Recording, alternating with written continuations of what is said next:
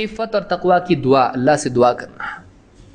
ایسے لوگ جو اس طرح کے ماحول میں جیتے ہیں جہاں پر بے حیائی عام ہوتی ہے اور پاؤں پھسلنے کا ڈر ہوتا ہے، اللہ سے دعا کریں۔ اللہ کے نبی صلی اللہ علیہ وسلم کی دعا عبداللہ بن مسعود ذکر کرتے ہیں کہ اللہ کے رسول صلی اللہ علیہ وسلم یہ دعا کیا کرتے تھے، اللہم انی اسألک الہدی والتقی والعفاف والغنی۔ یہ مسلم کی روایت ہے۔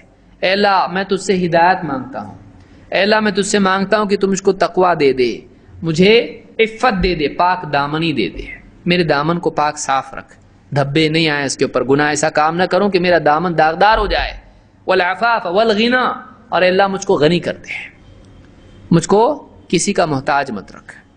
تو اس میں عفاف کی دعا اللہ کے نبی صلی اللہ علیہ وسلم نے سکھائی، تقوی کی دعا آپ نے سکھائی ہے۔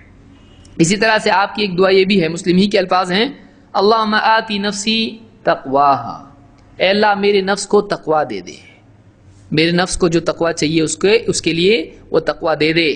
وزکیہا انت خیر من زکاہا، اے اللہ میرے نفس کو پاک کر، میرے نفس کو گندگیوں سے پاک کر، تو سب سے اچھا پاک کرنے والا ہے۔